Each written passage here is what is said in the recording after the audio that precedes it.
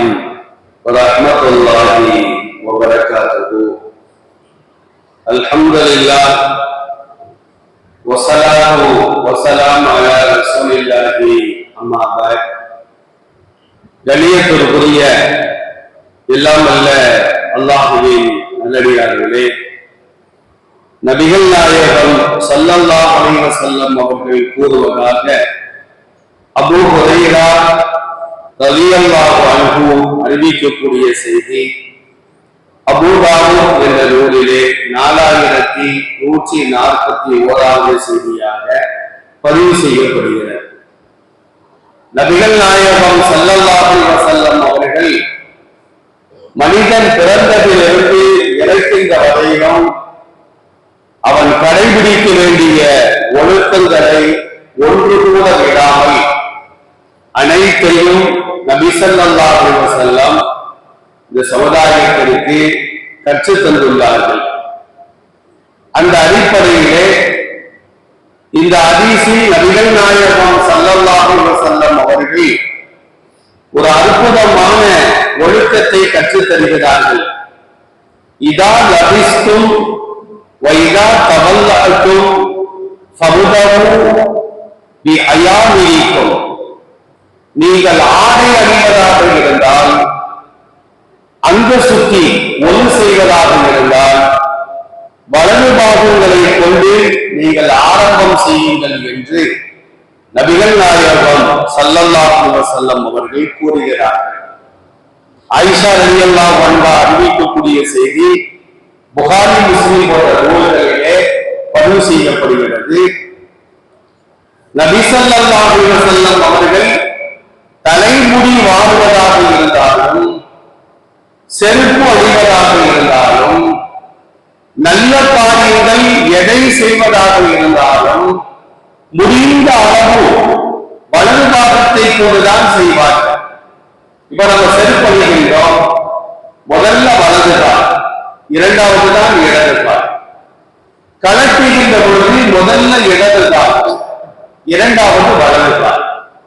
இப்ப செருப்பணிவதற்காக நாம் சொல்கின்றோம், இடது கால் செருப்பு பக்கத்தில் இருக்கிறது, வலது கால செருப்பு தூரமா இருக்குன்னு வச்சுக்கணும். பக்கத்துல கண்டாலே சில பேர் இடதுகால போடுவாங்க. தூரமாக கிடைக்கின்ற வலது கால் செருப்பை எடுத்து வந்து ரசூலுல்லாஹ்வுடைய சுன்னத்தை ஒழுக்கத்தை பேணுவதற்காக முதல்ல வலது காலை நாம் அணிய வேண்டும். இந்த சின்ன காரியம் கூட நமக்கு நன்மையை பெற்றுத் தரும் என்பதாக பெருமானார் ஸல்லல்லாஹு அலைஹி வஸல்லம் அவர்கள் சொல்லி காட்டுவார்கள். ஆடை அணிகின்ற பொழுது இப்ப பேண்ட் போடுறோம், முதல்ல வலது கால், இரண்டாவது இடது கால். சட்டை அணிகின்றோம், முதல்ல வலது கை, அப்புறமா தான் இடது கையை நாம் அணிய வேண்டும். சரி, ஒழு செய்கின்றோம், ஒழு செய்யும் பொழுதும் வலது இடத்தை நாம் பேண வேண்டும். ஒழு செய்கிறத எப்படி நம்ம வலதை பேண முடியும்? வாய்க்கு குளிக்கிறோம், வலது பக்கமாக குளிக்க முடியும். முகத்தை கழுவுகிறோம், வலது பக்கமாக முகத்தை கழுவ முடியும். குளிக்க போறோம், முதல்ல வலது பக்கம் தலையில தண்ணியை ஊற்றிதான் குளிக்க முடியும். பால்ஸ்ல போய் குளிக்கிறோம், ஆத்துல போய் மூங்கி குளிக்கிறோம், வலது பக்கமா முதல்ல முக முடியாது. அதான் நபி ஸல்லல்லாஹு அலைஹி வஸல்லம் சொல்வார்கள், மஸ்தத்தாக முடிந்த அளவு வலதை நாம் கடைபிடிக்க வேண்டும். ரசூலுல்லாஹ் என்ன செய்வாங்கன்னா, குளிக்கின்ற பொழுது முதல்ல வலது பக்கத்துல 3 முறை ஊற்றுவார்கள், பிறகு இடது பக்கத்திலே 3 முறை ஊற்றுவார்கள். ஒழு செய்கின்றோம்னா வாயளவு வலது இடது பிரிக்கவே முடியாது, முகத்தை பிரிக்க முடியாது, மூக்கை பிரிக்கலாம். முதல்ல வலது மூக்கை நாம் செஞ்ச வேண்டும், பிறகு இடது மூக்கை செஞ்ச வேண்டும். கையை கழுவுகின்ற பொழுது முதல்ல வலது கை, இரண்டாவது இடது கை. காலை கழுவுகின்ற பொழுது முதல்ல வலது கால், பிறகு இடது கால். ஆயிஷா ரலியல்லாஹு அன்ஹா சொல்வார்கள், நபி ஸல்லல்லாஹு அலைஹி வஸல்லம் அவர்கள் மற்றவர்களுக்கு ஒரு பொருளை கொடுப்பதாக இருந்தாலும் வலது கையை கொண்டுதான் கொடுப்பார்கள். மற்றவர்களிடம் ஒரு பொருளை பெற்றுக் கொள்வதாக இருந்தாலும் வலது கையினால் தான் பெற்றுக் கொள்வார்கள். இன்னைக்கு பெரும்பாலான இஸ்லாமியர்களின் கடைகளுக்கு நாம் சென்று பார்த்தால் நாம ஒரு ஜாமான வாங்கிட்டு காசு கொடுப்போம். கல்லார வந்து இடது கையினால் தான் வாங்குவார், இடது கையினால் தான் சில்லறையை தருவார். இது ஹிலாஃபு சுன்னா, சுன்னாவிற்கு மாற்றமான ஒரு காரியம்.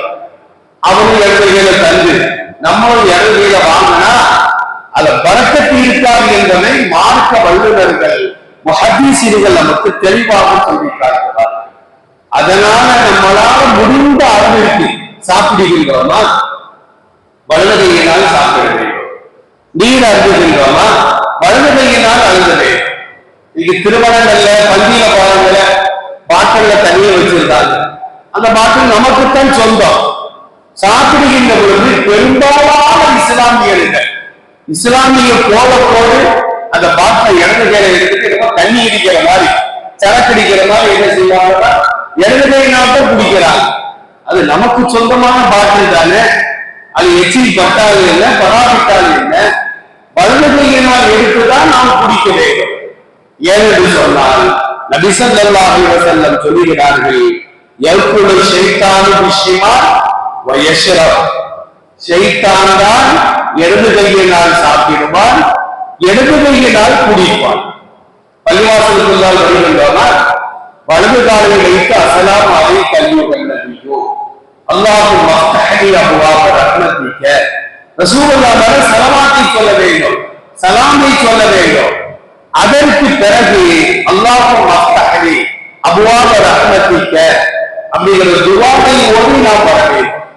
வீட்டிற்குள்ளால் செல்கின்றோமா அஸ்ஸலாமு அலைக்க அலைக்கும் அப்படின்னு சலாம் சொல்லித்தான் செல்ல வேண்டும். எந்த வீட்டிற்குள்ளால் நுழைகின்ற பொழுது சலாம் சொல்கின்றோமோ அன்று ஷைத்தானுக்கு அந்த வீட்டுல வேலையே கிடையாது, யாருமே இல்லை. வீட்டு நம்ம மட்டும்தான் இருக்கிறோம், கூட்டிட்டு வந்திருக்கிறோம். வீட்டுக்குள்ளால செல்லும் பொழுதும் அல்லாஹ் சொல்லுகிறார், நீங்கள் வீடுகளுக்குள்ளால் நுழைந்தால் யாரும் இல்லை என்றாலும் உங்கள் மீதே நீங்கள் சலாம் சொல்லிக் கொள்ளுங்கள். சூரத்துல் நூர்ல அல்லாஹ் இந்த ஒழுக்கத்தை கற்றுத் தருகிறார். சில பேர் பள்ளிவாசலுக்குள்ளால வரும் பொழுது ஒரு சிலர் தான் வலது காலை வச்சு வராங்க, பெரும்பாலும் இடது காலை வைத்துத்தான் வருகிறார்கள். சில பேர் ஜம்ப வீட்டு வராங்க பள்ளிவாசலுக்குள்ளால, ஏன் ரெண்டு காலையும் சேர்த்து வச்சுருவோம் அப்படி. இந்த மாதிரி ஒழுக்கங்களை சின்ன சின்ன ஒழுக்கங்களை நாம் கடைபிடிப்போம். அல்லாஹ் அதன் மூலமாக நமக்கு நன்மைகளை வாரி வாரி வழங்குவார். கழிவறைக்கு நாம் சொல்லுகின்றோமா அங்க இடது கால், வெளியே வரும்போதுதான் வலது கால். இப்படியாக சில ஒழுக்கங்களை எல்லாம் நபி அவர்கள் கற்றுத் தந்து அசுத்தங்களை அகற்றுவதற்காக மட்டும்தான் இடது கையை பெருமானார் பயன்படுத்துவார். இப்ப நம்ம கழிவறைக்கு சென்ற பின்னர் இடது கையினால் தான் சுத்தம் செய்ய வேண்டும். வீடுகளை நம்ம குழந்தைகள் அசிங்கப்படுத்திட்டாங்கன்னா அந்த அசிங்கத்தை வலது கையினால நம்ம எடுக்கக்கூடாது, இடது கையினால் தான் எடுக்க வேண்டும். ஏன்னா வலது கை என்பது சாப்பிடுவதற்கும் நல்ல காரியங்களை செய்வதற்கு மட்டும்தான் நாம் பயன்படுத்த வேண்டும் என்ற ஒழுக்கத்தை கூட கற்றுத் தந்த உயர்வான ஒரு மார்க்கம் இஸ்லாமிய மார்க்கம். ஆனால் முஸ்லிம்களே இந்த ஒழுக்கத்தை கடைபிடிக்கவில்லை என்றால் சகோதர சமுதாயத்தை சார்ந்தவர்களுக்கு ஒழுக்கத்தை நாம் எப்படி கற்றுக் கொடுக்க முடியும்?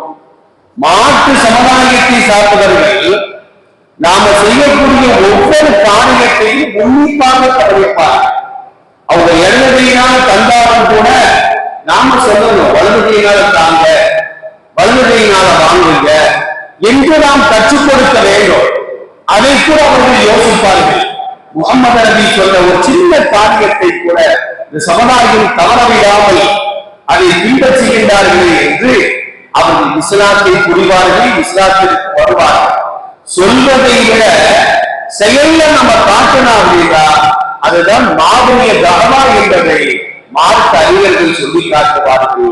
எல்லாம் அல்ல அல்லாஹ் ஜல்லஷானஹு தஆலா இது போன்ற சின்ன சின்ன சுன்னத்துகளை கூட ஒழுக்கங்களை கூட ஒன்று கூட விடாமல் அதை பின்பற்றி வாழக்கூடிய நன்மக்களாக நம் அனைவரையும் அல்லாஹ் ஆக்கி அன்புரிவானாக. வாஹிரு தஅவானா அல்ஹம்துலில்லாஹி ரப்பில் ஆலமீன்.